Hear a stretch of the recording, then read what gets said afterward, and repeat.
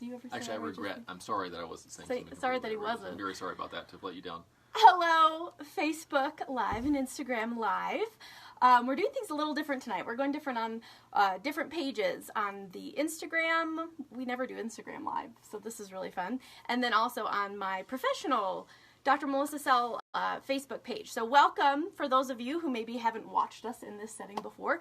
I'm Dr. Melissa Sell. This is my fabulous partner, Bob Ross. Dr. Stephen Robinson. I'm propping up Bob Ross. Yeah, right. This is all about Bob Ross, really.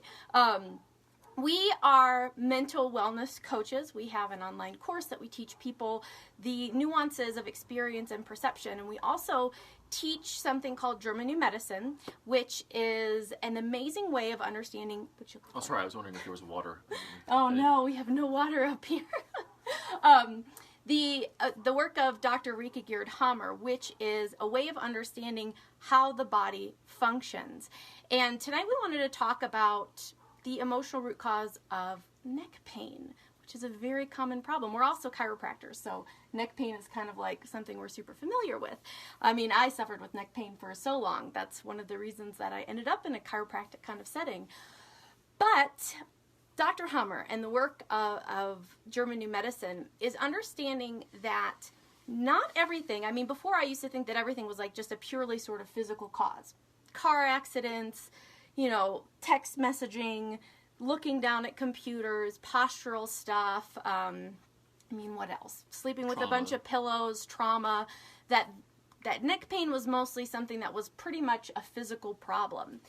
But, I know that I experience, and I definitely have had plenty of patients experience neck pain when they didn't do anything. I didn't do anything. My neck, it hurts. Even people, finding out they've got degeneration, problem with their discs, all sorts of issues that they don't find out about till, years and years. And they say, oh, I didn't think I had a problem, but, look at my neck. And so there were just some, before I knew about German New Medicine, there were just some kind of like, well, things happen. Sometimes, I would chalk it up to you must have slept funny or, try to come up with an explanation for why a person experienced neck pain. Now, Dr. Hamer, what he found was that anytime that you have physical issues, symptoms, pain, tumors, scabs, issues on your body, it's a result of some type of emotional trauma that causes the body to go through an adaptive response to that trauma. And so it's called a conflict shock. It's when something happens, it catches you off guard, surprises you in such a way that your body starts to adapt its tissues to help you survive the situation, to help you become more robust in response to that so that you can handle the situation better. So an example of that is with like the muscles, the connective tissue, the bone. The body responds to something called a self-devaluation conflict. And so this, if you're brand new to this might sound really crazy.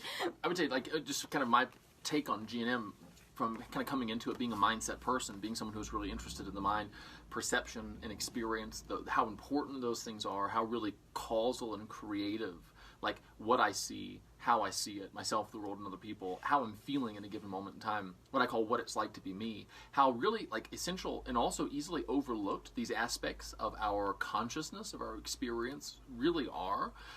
So that was, I came in, right, with that interest. And for me, kind of what is G&M? If you've never heard of G&M before, what's a description of that to give you an idea about where we're going with this stuff? And I think that if you're familiar with the idea that there's a mind-body connection, that your experience is significant, that your emotions, that how you feel, that what you're thinking about, that your perception of yourself, the world, and other people, and your relationship to your environment, that has a significant and important relationship to your physical health. And this isn't the only definition of G&M, but this is a useful one, kind of to get started. The complete one is overwhelming, but a useful one is not complete, but you can use it right away. G&M is a really explicit description of the specific pathways or the specific patterns by which the mind-body connection kind of exerts itself. So instead of saying in general, stress isn't good for you, or relaxation can help you with healing, GNM takes it a step further and makes connections between very specific perceptions, very specific experiences, and there's more to it than this, but really specific things like you were saying, like a self-devaluation conflict. Okay, that's an experience, right? I'm experiencing myself in some way unworthy or inadequate or not good enough or not up to the task. There is a direct embryological, which is like the really early, like basic tissues, connection between that experience at the conscious level, that feeling, that kind of like gut-wrenching, like, oh no, I'm not enough. Oh no, I'm not good. Oh no, whatever. That has a biological or a bodily or a physical equivalent, right? So that the body actually, that experience exists at the level of the tissue, as well as at the level of the psyche, as well as at the level of the brain, and that tissue responds to that experience in an attempt to adapt, because like from our body's perspective, our perception and our experience of ourselves and our relationship to our environment, the people we're around, the situations and the circumstances, the stuff that's going on, our body interprets our perception and our experience of that stuff in terms of what needs to be done in order to adapt, in order to maximize the chances of our survival. And so the GNM perspective is pretty much all physical symptoms, with the exception of like obvious physical traumas, or if you've just got like an abrasion or something like that going on. But like what people typically refer to as disease, like this stuff that like your body starts doing something weird and you don't know why. And someone says, oh, you've got this or that disease. From the German New Medicine perspective, that is not an accident. It's not a breakdown. It's not the body failing to do what it's intending to do. It's the body intending to adapt to something in the environment on the basis of the body's interpretation of your kind of experience as a conscious being. And so I think that's like, like it's about really getting super specific, I mean incredibly specific with particular experiences and particular physical manifestations. And so it's really, if you're cool and comfortable or familiar with the basic idea that there's a connection between the mind and the body, then I think that you'll find German New Medicine to be a very interesting kind of model for understanding the phenomena of human health and human illness, because it makes those connections very explicit. And I think it also takes them to a very far conclusion. Because like a lot of mind-body people, I think, will say, okay, well, the disease happens sometimes, and that's bad, but you can do things with your mind to fix it. And that's still kind of like the old way of thinking about things. It's more holistic, but it's still the old way. And again, the core thing I think about German New Medicine is this idea of the biological special program, which is the fact that like the stuff that's so inconvenient to us because it hurts, because it interferes with our ability to do things, that's stuff that the body is doing because the body thinks it's necessary based on the body's interpretation of perception, of experiences, of stuff that's going on at the level of the psyche. And I think that, like, when you understand that, or when you're even just, when you have access to that understanding, or you have the ability to consider that possibility, it really starts to change the way that you relate to physical symptoms. And it starts to change the way that you relate to your perception and your experience. No longer is your perception and your experience, oh, something that you can do to kind of help this bad disease along. You start to look at it to say, if there is a cause here, what if there's a cause here? What if my disease is not what I think it is, one?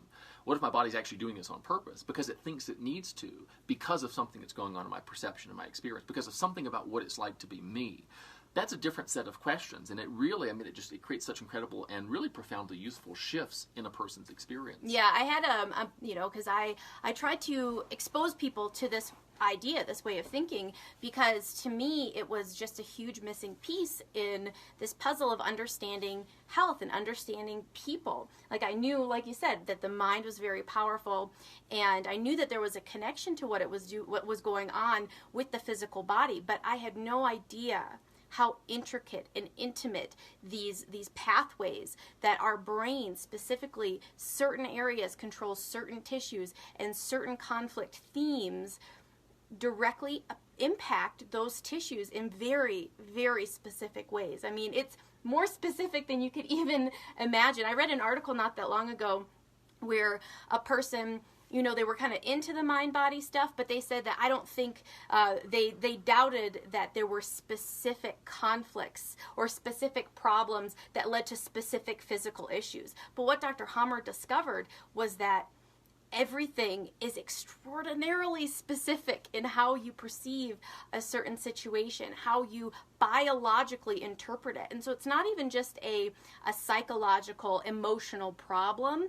It's a biological thing. It's a biological adaptation, because your body, more than anything, is programmed for survival. It's programmed to live. It's programmed to adapt and evolve. It wants to stay alive. And so that's where kind of the fundamental idea that there are diseases and the whole purpose of a gene, say, is to cause cancer, is it just doesn't make sense if you understand that creatures want to live, creatures want to adapt, they want to evolve, and that your body is always constantly adapting and responding to your physical surroundings at all times. Like, I'm sweating right now. Why? Because it's hot and my body strives for homeostasis, and we're wearing black. And my body strives for homeostasis. It wants me to be able to respond and adapt to, keep my body chemistry at a certain level. So it literally is changing every single moment of every day. It wants me to be able to get out of a dangerous situation should one arise. If I'm, think I'm getting attacked by, an animal, my body needs to be able to run away or attack back or fight back to whatever is attacking me. And so my physiology is constantly responding. The cells of your body are like waiting. They're like, okay, what do we need to do? What, they can't experience directly. They get their information. The cells of our body, our nervous system gets the information from our senses. And so it's what our senses are picking up on determine what the tissues do. And so certain tissues are specifically adapted to respond in certain ways. And so the program that we wanted to talk about tonight regarding neck pain has to do with the musculoskeletal system. So it's like the connective tissues of the body. And so those tissues are controlled from a very specific region in the brain. It's called the cerebral medulla or the cerebral white matter. And so the embryologic germ layer, like you mentioned, the embryology part of it, and so all of the connective tissues of your body developed from the same type of tissue. And so that's why they respond to the same type of program. It's something called new mesoderm. And so this is like the basic building blocks. And I know it may seem like, okay, why do I need to know all this stuff about embryology? When you have a body, you want to know how it functions. You want to know why it does the things it does. Why does a tumor form? Why would my white blood cell count be too high? Why would my red blood cell count be too low? Why would my lymph node swell? Why are these certain tissues doing these certain things? And when you understand what that tissue is made out of, it's kind of like genetic history. It's biological history. At what point it developed in the history of humans becoming humans, at what point did it develop and what is its purpose? And so the connective tissues give us structure. They're like the hard tissues of our body give us, the ability to stand upright. Our bones, our connective tissues that hold stuff in place, secure. It's like, your tissues have a value, and so strong bones, strong connective tissues, strong muscles mean that you're resilient to withstand certain types of situations. And so when you doubt your fundamental value as a person, when you devalue yourself, like you as a person, basically what you are expressing or the feeling that you're having and the communication that's being conveyed to your tissues is, I'm not enough. I'm not strong enough. I'm not able enough to make it through this situation. Have you ever had that feeling? I mean, it's like a human thing. Have you ever felt not good enough? Have you ever felt deficient? Like fundamentally, like, oh gosh, I'm not okay. I'm not up to this task. You felt bad about you felt like you had no value, no self-worth. And this can be in many different, very particular sorts of ways. It could be generalized. You could just generally feel like you are not good enough, you're not up to the task. This is very common after someone receives like a cancer diagnosis. Their self-value and their self-worth, they become very hard on themselves. They feel bad about who they are as a person. And so you can't just have a feeling and it not have a biological correlation, because your feelings, your emotions, remember, they're a communication. We thought that they're just something that that was isolated, happening up inside our head.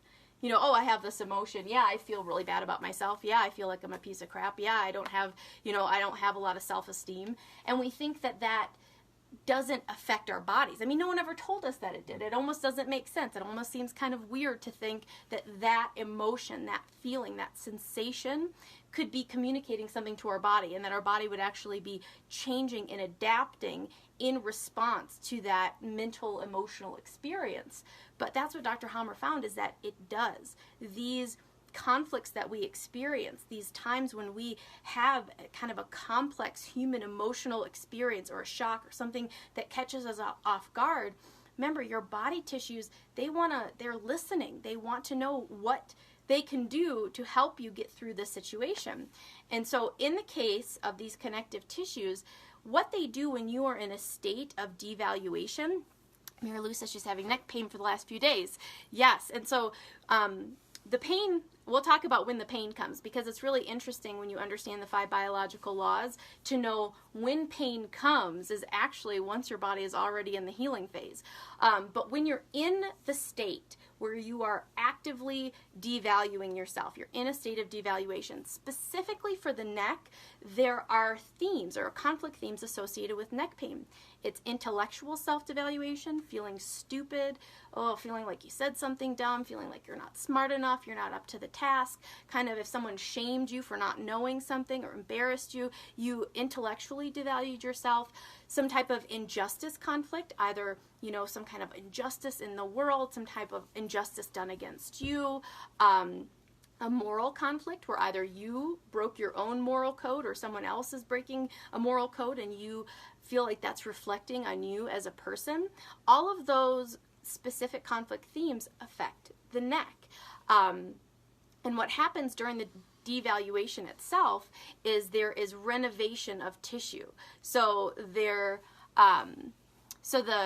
tissues of the neck, the bones, the ligaments, the discs, depending on the depth of the devaluation. So the deeper tissues like the bones are a more severe self-devaluation. The more superficial tissue, so the muscles, the ligaments, will be a lighter devaluation. And so that's just kind of the degree to which you feel the impact. And so while the conflict's happening, there is tissue loss. There is less tissue. It's tissue erosion at the cellular level that occurs during the conflict active phase.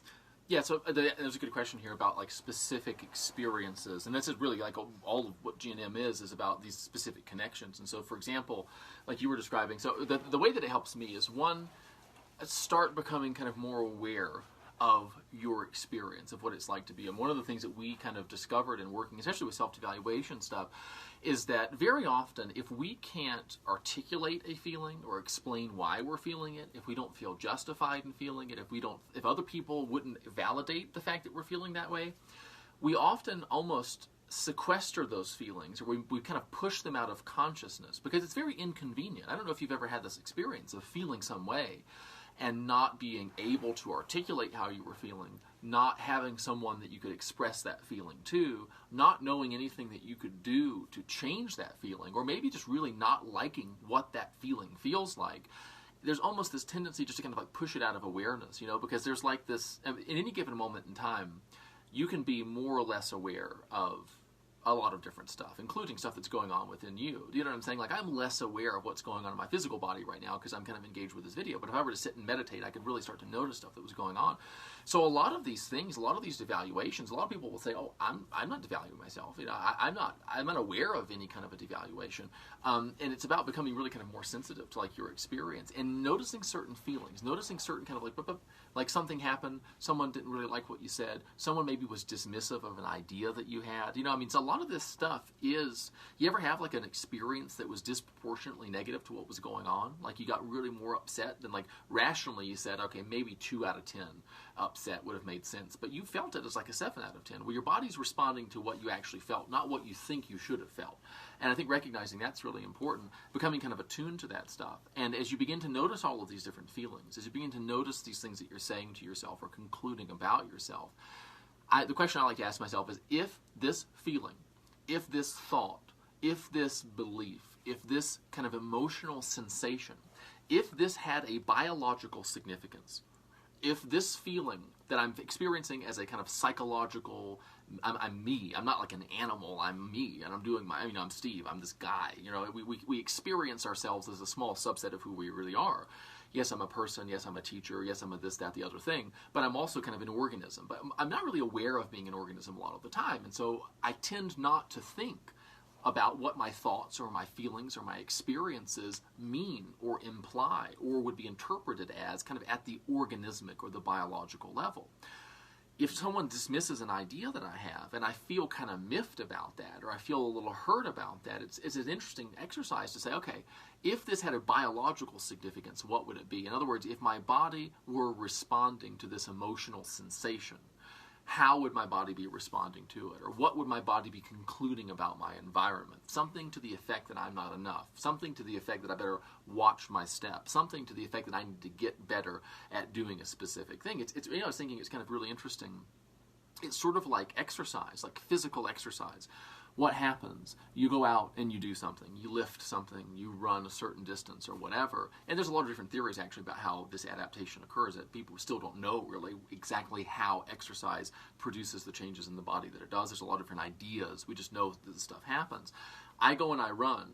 The basic idea is that my body concludes, oh, we better get better at running. I'm saying that this sensation that's going on is telling us something about our environment. Apparently, running is a thing that we need to be proficient at. In the same way, though, we're interpreting the implications of kind of psycho-emotional experiences. So, for example, if someone says, if someone dismisses you or something and it leads you to devalue yourself intellectually, at the level of your body maybe doesn't understand, the complexities of human emotion. Your body's just responding in a very kind of ancient way. That's like one of these things I think that like a lot of the reason that human beings have so many problems is that our neurology has become so advanced and so complicated, and our consciousness has such a depth to it. We have a life totally apart from our physical body. I don't know that my dog I don't know that he is so separated from just the physical reality of his organism. He's pretty in touch with it. I don't know that he lays around worrying about whether he's good enough. Do you know what I'm saying? He seems pretty unperturbed. I know I have a lot more thoughts, you know what I'm saying, and that's because our brain has gotten quite large. It can do all these different things. The key thing though is that as the brain has kind of developed its own life, as our experience has almost become sort of its own thing unto itself, then the distance between our experience and our physical body has kind of grown and grown and grown and grown and grown to the point where now we sit around and we're surprised that feeling bad would elicit some kind of a response from our body. Because from our perspective, we are an ego, we are a consciousness in our head, and our body is a kind of a meat vehicle or meat suit that kind of carries us around. I want some cookies, so body, carry me down there.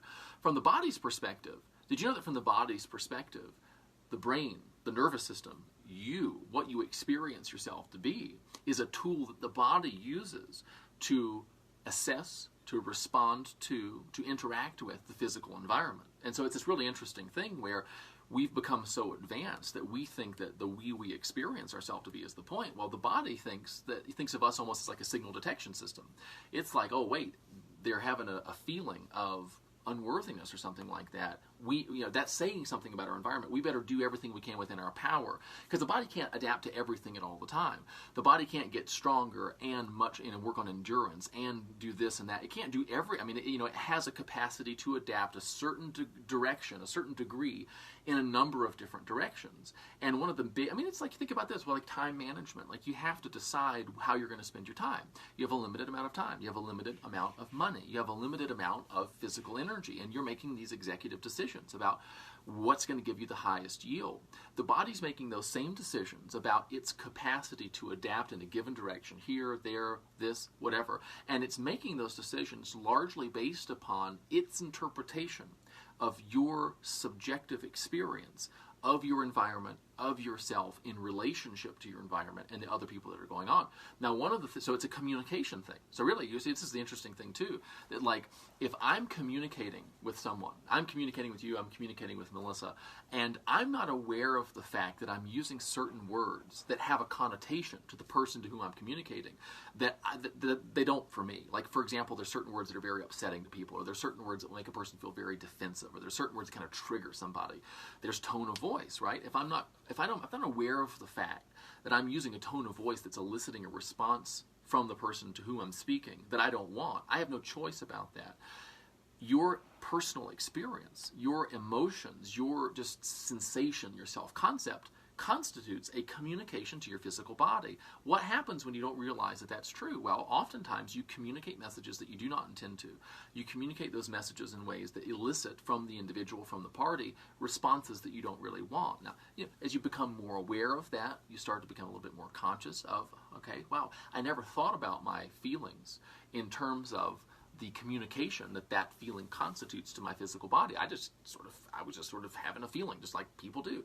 But now that I'm aware of that, I'm relating to it kind of in a different way. I'm thinking about it in a different way. Now, some people, they freak out, because like, oh my God, they're worried about something in their environment. And then they say, oh dear, I'm worrying. That's sending a message to my body. And then they just worry about that. A lot of what we do, and this is kind of like what the Resolve community is about, this is what like the Ever Better stuff is about, is actually giving you a specific way to kind of break out of these patterns. Because it's great to know these patterns are existing. It's great to know, oh, this is a consciousness-raising experience. I at most had a vague idea that there was a connection between my feelings, my emotions, my overall just kind of psychological experience and my physical body. But this is really explicit. This is okay, it's direct. It's actually causal. It's a main thing here. Okay, now what am I going to do about that? Well, that's really where we come in. I mean, that's like our specialty is becoming conscious of your perception, what you're seeing, how you're seeing, especially yourself and your kind of relationship to the stuff that matters to you in life. And also your internal experience. Like, what is it like to be you at a given moment in time? Figuring out, so have an intellectual understanding of self-devaluation is a very useful thing. But the real kind of capacity for change comes when you discover, you have a personal experiential reference point, right? So an awareness event occurs where you're devaluing yourself without realizing it, and then you suddenly say, wait a minute, is that self-devaluation? That's what self-devaluation feels like. That is the experience to which this idea or the concept that those people were talking about corresponds. Oh. Then you say, okay, well, how did I get here? Okay, well, something happened outside. My husband said this. My wife said this to me. I then decided that meant 1, 2, 3. It meant that I'm not smart. It meant that they don't support me. It meant that they're never going to change. Meaning assignment, something happened. I then noticed, and I reviewed in my mind all the things that they've always done in the past. I then got a really intense feeling of not being safe. I then said something and then I felt even more this way. You develop this awareness of exactly what's going on. And the other thing, too, is you develop an awareness kind of your relationship to your body. You start relating to aches and pains. You start relating to stuff that's going on within your physical body in a different way. Because if I'm talking to you and I'm getting nothing but anger from you, let's say I really want to help you, but I'm speaking to you and you're just very angry with me, and my real objective is to get a response from you that I want. My real objective is for you to understand my intention and to reach an agreement about how we can work together to best kind of reach that intention.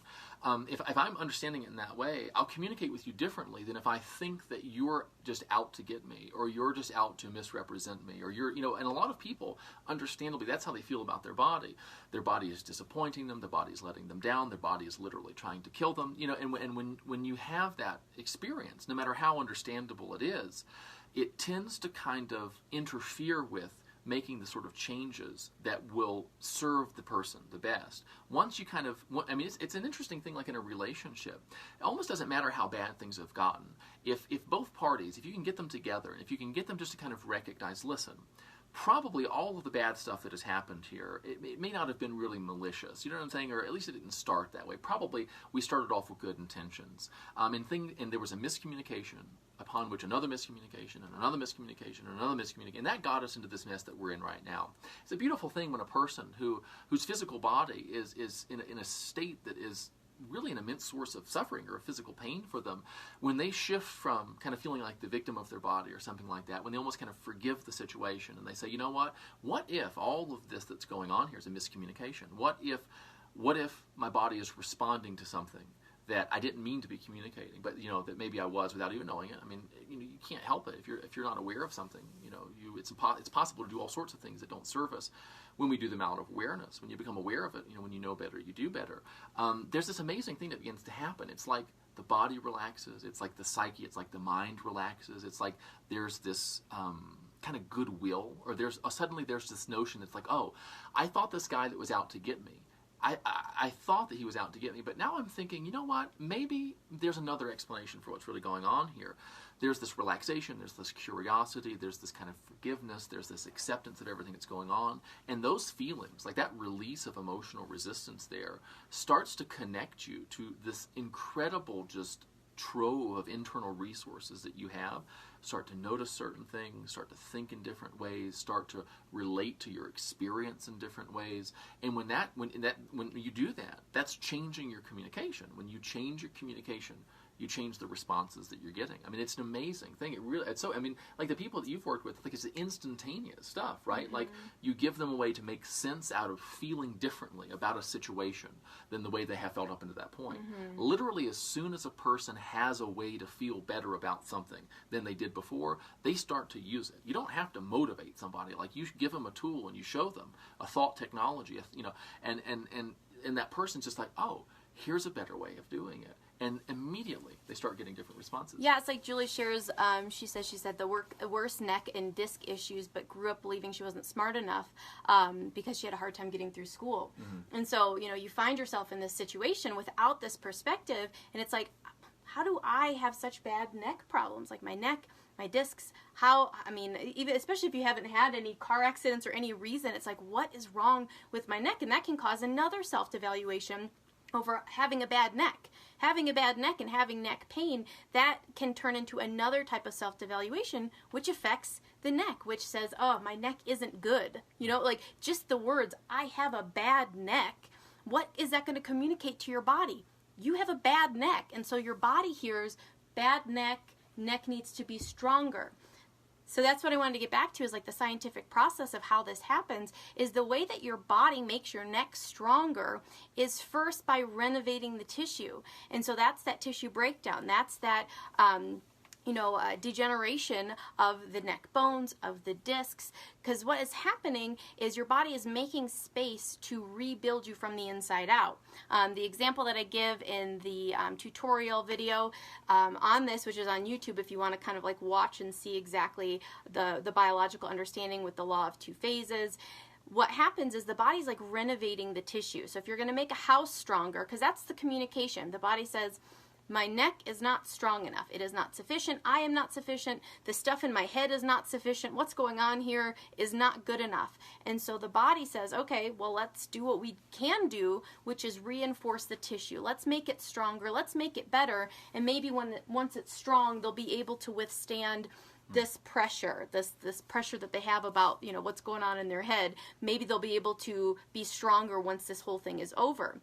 And so what happens is the body is breaking down tissue, it's weakening muscle and, connective tissue, bone, whatever tissue is affected by your particular devaluation based on the intensity, based on the depth.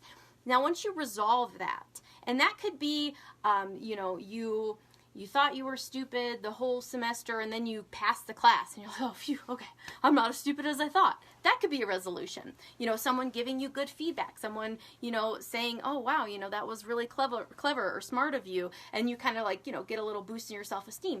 It could just get out of your mind. You could have other things like that could be something, something negative happened with regards to how you felt about yourself intellectually, and then you just get distracted by other life stuff. And that, in essence, was, because it's not active anymore, you resolve that conflict. Once you resolve the conflict, the body sets to work on healing the tissue, which means restoring, rebuilding from the inside out, laying down new tissue, laying down new bone, so that we can rebuild and strengthen the area. That is when the pain comes. It's during the healing phase that the body is restoring the tissue, which is when your neck is in so much pain, you're stiff, you can't move. This is when you typically go to the chiropractor or go to some, massage therapist or something to help you get out of the pain that you're in. And so that pain itself, again, can become a self-devaluation if you're not aware of the process. But if you are aware and you realize, oh my gosh, my body is healing, my neck is healing, my tissues are restoring, it's such an amazing, just a mental shift that takes place where you stop the cycle of self-devaluation.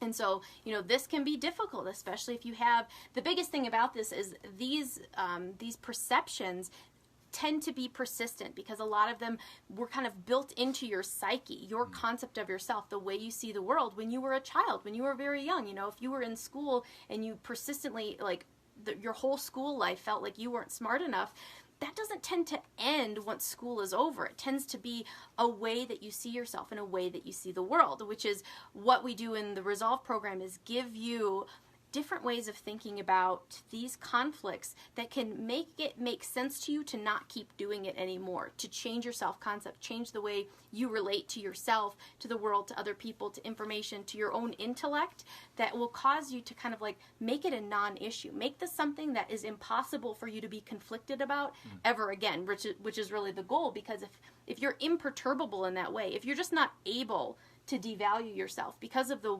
concept that you have of yourself, the way that you think about yourself and your intelligence and all of that, if you build a new way of seeing yourself and experiencing your own intelligence, it can be completely bulletproof. And that's really what we want to help you do, is become, resilient, anti-fragile, so that these things can't affect you in the way that they did before, so that you resolve any current conflicts, so you can heal and then prevent any future conflicts and become a person who is resilient and able to handle, the vicissitudes of life in a more biologically sound way, so that you're communicating to your tissues that you're safe and all is well. Mm-hmm. It's interesting talking about. I can really relate to the chronic neck pain growing up.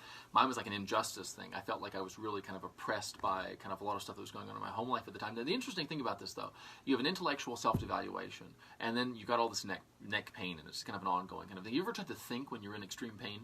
You ever tried to, you know what I'm saying, when you're just kind of feeling nagging discomfort, it becomes almost impossible to access your resources of intelligence, or to study for something, or to think about things, or to have interesting ideas when there's pain there. If you don't have a way of responding to that, really that pain is the only thing that's on your mind. And so you devalue yourself, because you feel like you're not smart enough, because, basically that's a conclusion that we come to on the basis of input we're getting from our environment. Looks from our teacher, grades on the test, implications from our parents, little stuff like that. We have to make sense out of it. I mean, we're sort of hurled into this world, and we're not really equipped always. I mean, I'm sure you remember people, as a very small, as a baby, and certainly as a toddler, as a young child, you would witness things, or you would experience things, or people would say things to you, or even more significantly, they'd say things about you that you overheard. And you had to basically make sense out of what was going on. And, everyone's always doing the best they can with the resources that are available to them at the time. As a 4-year-old, as a 3.5-year-old, as a 10-year-old, 12-year-old, 15-year-old even, some people, as a 30-year-old, 40-year-old, 50, the resources to which you have access, the flexibility that you have in interpreting and responding consciously to, and assigning useful meanings to things that happen that aren't really nice. And you got to understand too that as a child, in all probability, you're surrounded by other people who aren't really aware of or consciously creating their experience either. So they basically get a really unpleasant negative experience within themselves. They're over their emotional threshold. The kids, over in the corner banging with some blocks or something like that, they flip out, they go unconscious, they say something to the child, that then becomes a part of that child's self-concept forever, unless, the child becomes aware and says, oh, wait, this is this.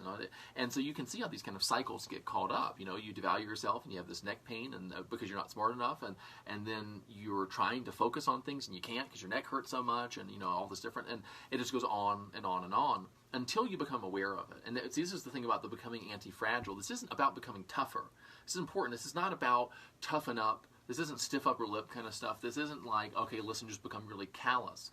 for me, the trick in all this stuff is awareness. What happens when you become more aware, like when you expand, and when we say aware, I don't mean knowing things. I don't mean let me spew a bunch of information at you, and when you memorize it, you'll then be aware. Awareness is an experience. It's watching, it's witnessing, it's having this capacity to kind of observe what it's like to be you as that experience is unfolding. As you practice that, as you get better at that, as you notice things that are happening, as you practice that kind of detached watching, you're not just living your life, you're also watching kind of behind the curtain. You're not just peeping out of your eyeballs like this, you're also paying attention to what's going on behind your eyeballs, and you're noticing how the stuff that you do in your mind, mental sleights of hand, little things like this that happen if you're not watching, you would never even know what happened, like a pickpocket or like a person, like I always use this example, like people have these games in the city streets and stuff like that, and they're very quick with their hand, they can play a trick on you. Your mind does these things. Your mind will slip a meaning onto or into a situation so fast that you'll have an experience of something going on, and you'll really believe that your experience is a result of something that happened outside of you, and you won't realize that the experience, the personal significance of that event, is actually coming from a meaning that you assigned to it, that you slapped onto it without even knowing it. A quick example of that just, this is something that's been there for me because it's been there for forever, is not being blamed. Like in my family, like you just never, ever, ever wanted to be blamed for something ever. And so my mind does this sleight of hand if like we're just having a regular conversation and Steve says something to me about, something in the house that needs to be or whatever. And instead of hearing what he's saying and responding as an adult in a relationship to preferences or whatever he's talking about, my mind, when I'm not watching, will slip in and it will slide in, he's trying to blame you. He's trying to blame me for something. And immediately my porcupine quills go up and I go, I can't be blamed. I won't be blamed.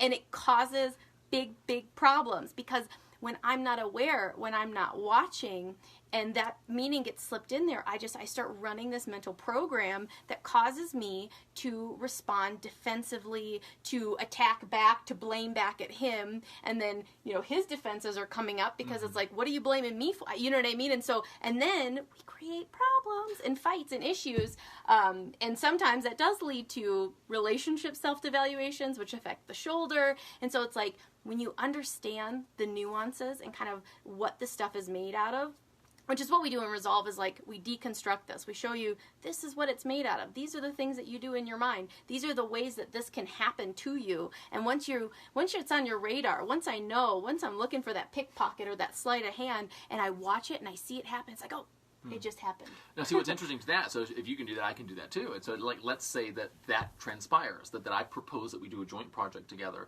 and then you that information. It's almost like we have these things called filters. And if I say something to you, before that information reaches you, like the you experience yourself to be, it's got to pass through these filters that filter out things that are not consistent with your beliefs, that tend to kind of like reshape things. It's like if you pour sand through a filter or something like that, and it will only let through grains of a certain size. If you've got like those beliefs make up filters, the values, what's important to you, make up these kind of like filters, and it will catch things that contradict that stuff. So if you've got a very powerful let's say you value not being blamed, and so you've got a very strong, I want to move away from any situation in which I might be blamed for something. That's independent of whether a person's blaming you. It's independent of whether or not you actually are responsible for something. Your computer has one objective, which is, I'm going to avoid being blamed. And if that's like your criteria, it doesn't matter how good of a person you are, that's what you're going to do. That's what the program calls for. And so the interesting thing is you might discard this is like Steve wanting to like get together, like we said we were going to do to, beautify our living space. You won't even notice that potential thing because you've got you literally can't respond differently. Now, what happens if you then behave in the way that you do as a result of basically creating a perception of my attacking you? If you then behave in a way that doesn't make sense to me, and if I decide that means that you're just unreasonable, you're just crazy, you're just not really who I thought you were, you're never going to be different than this is always going to happen, well then now I'm filtering it through my own stuff, and I'm thinking about my stepmom and the conclusions that I came to women and what to watch out for. Now, see, I'm doing, and it's like this really interesting kind of ecology of perception and experience. when I can recognize that I'm 100% responsible for my experience of Melissa, and I can say, actually, this feeling of defensiveness, this feeling of being freaked out, I mean, it's happening. I didn't deny it or resist it. It's occurring. It's actually coming from what I'm telling myself her behavior means. Now, if I say, whoa, Melissa's acting in a way that makes no sense to me whatsoever, she's behaving in a way that's not really consistent with kind of the way we've agreed to treat each other, that must mean that she is filtering this in a way that's causing her to see things that aren't there or to not see things that are. Now, if I assign that meaning, what happens? I have a perception and an experience that goes with it. Now, who can assign that meaning instead of the less resourceful one? Only me. I'm responsible for my experience of her. She's responsible for my experience of me. And when you really start tapping into that power, you start discovering ways to not like white knuckle your way to a better relationship. Now, when I say better relationship, I mean a better relationship with your significant other, with your coworkers, with your kids, with your parents, with it, but also with your body, because it's all one thing. It's this one. I mean, because Melissa is a part of the environment to which my body is responding, right? So if I have an experience of being attacked by her, or of having to be on my guard, or having to watch out, or having to be one step ahead, or whatever, my body's responding to that. You know what I'm saying? And when you, I mean, it's all one thing. And so it's like that we don't really, Resolve isn't a personal development community, but it's like, okay, if your body, if you're having neck pain and your body's responding to an intellectual self-devaluation, we have to get into, okay, for you, what does it look like to devalue yourself? What meaning assignments are happening here? What patterns of focusing? What are you giving your attention to? What are you excluding from your attention? What are you saying to yourself? How do you keep these feelings going? How do you maintain this self-concept of not being smart enough? Smart enough for what? You know, probably a big part of it is that you don't ask yourself that question. You just say, oh, I'm not smart enough. It doesn't even reach the level of that conscious awareness. When you start becoming aware of this stuff, again, it's not about that tension. It's not about that.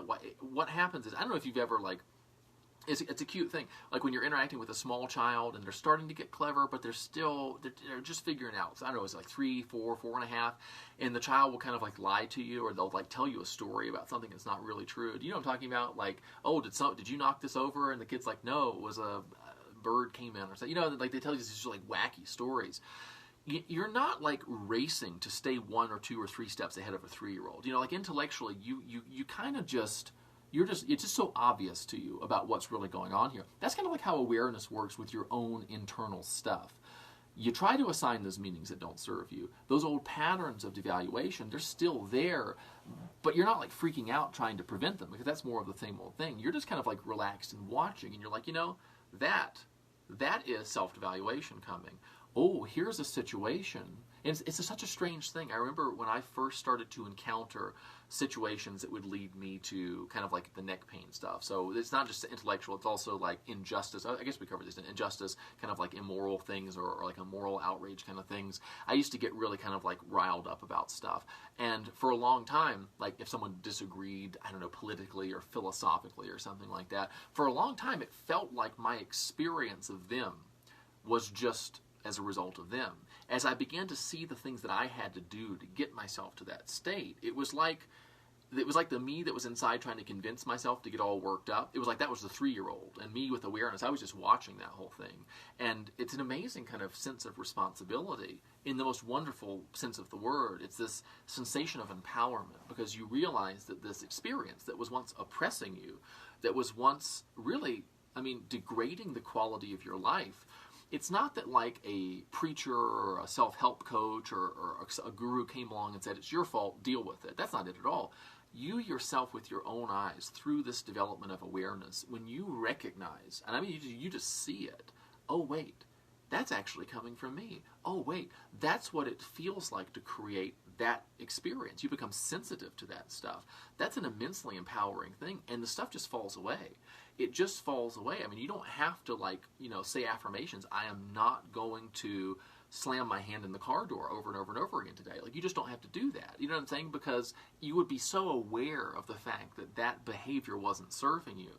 All we have to do is to make your awareness more and more and more sensitive, so that assigning meanings that don't serve you is as obviously unresourceful as repeatedly slamming your hand on the car door, and then you just don't do it. It really is that simple. It takes a lot of kind of like thought experimenting and kind of pondering for many people to get to the point of realizing that creating positive change can be as easy as that, but it really is. When you stop beating, what is beating yourself up? It's just self-devaluation.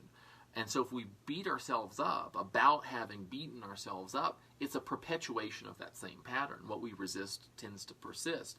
But when you can just watch, you see exactly, because this is one of those things too, is that like no one ever does anything except for that which makes sense to them in the moment that they do it. You know what I'm saying? Like even if someone says something awful to their spouse or significant other, in the moment that they did it, based on their internal sensation, based on what they were believing to be true about that person, saying what they said made sense to them then. Maybe the second after they say it, it doesn't make sense anymore because they discharge that negative energy and they're like, oh my God, what? But in the moment that it happened, it made sense. Otherwise, you wouldn't do it. When you are aware of how you make sense out of doing things that don't serve you, devaluing yourself, deciding that you're not smart, I mean, you've got this elaborate recipe that you get to like cook up these experiences. When you know what that is, when you know how you do it, you know how not to do it. And it's just, I mean, it's an amazing thing. It's not a willpower thing. It's just a, if I put the flour and then the sugar and then this, and I mix them all together and I put it in the oven for 45 minutes at 300, I'm going to get a cake. You know what I'm saying? If I activate that belief and if I say that to myself and if I assign that meaning and if I go down that path, I'm going to get this experience. You want the cake? Do you want the experience? It really does become like that.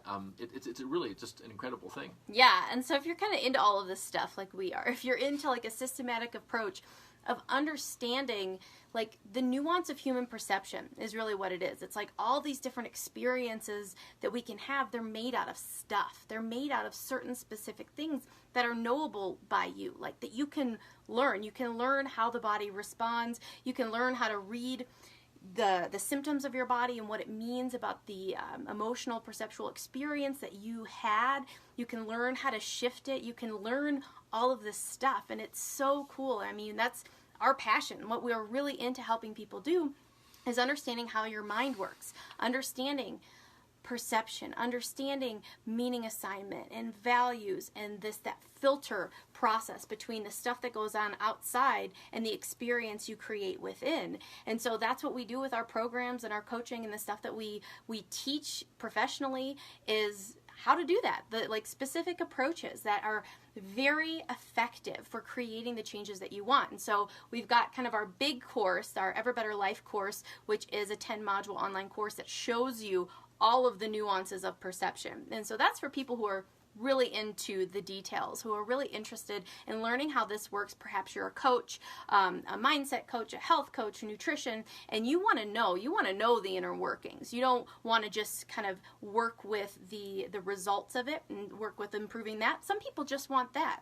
And Resolve is really wonderful for that. When you want specific ways, how do I deal with the intellectual self-devaluation? Now that I know that it's there, now that I know that's the source of my neck pain, how do I resolve that? You know, some people, you just tell them, oh, it's this, stop doing that, and they're able to do it. But other people, it's more deep-seated. It's more a part of their self-concept, and they struggle to not do this. Even though they know intellectually, they don't have an experiential reference point. They don't have a way of shifting their internal experience. They keep telling themselves the same stories. And so if that's you and you're interested in actually breaking down and understanding how you go about doing this so you can have that light, you can shine that light of awareness, and you can see how you're slamming your hand in the door, how you are telling yourself that you're not smart enough or you're stupid, which is continuing this pattern of self-devaluation that's causing issues with your neck.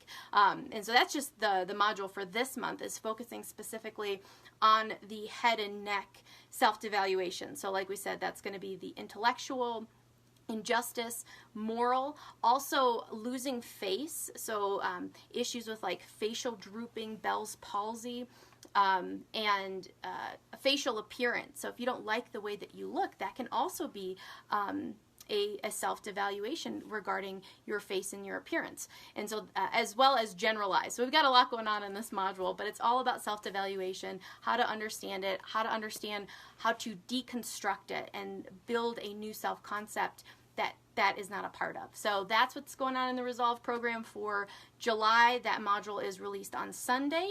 Definitely, if you're thinking about join this month, because the content in the Resolve program, grows every single month, and we are just putting so much into it. It's really, every time we go into to create the modules, we're just like amazed at the amount of content and how it's such good stuff. And so it's like when you open up one of those, I don't know if you ever got one of those mattresses that comes in a box, and it's like they tell you, like, get it where you want it before you open the thing. It's like, okay, we're going to open Self-Devaluation. Okay, let's do it. This is the month to do it. And you open it, and it just keeps going and going and going, like a fizzy drink or something like that. Yeah, it's exploding with goodness. Yeah. Really, really good ideas and techniques and things to think about. And when you consider things the way that we walk through them, you can't make sense out of continuing to do the thing that doesn't serve you when you understand it in that way. And so that's really what it's all about, understanding yourself, understanding your experience, your perception, why your body's responding the way that it is. And when you understand things, you don't fear them. You don't fear symptoms. You don't fear problems with your body. You don't fear, alarming things that could happen in your life. You have a way of handling it. And that's really what we want to help equip you with.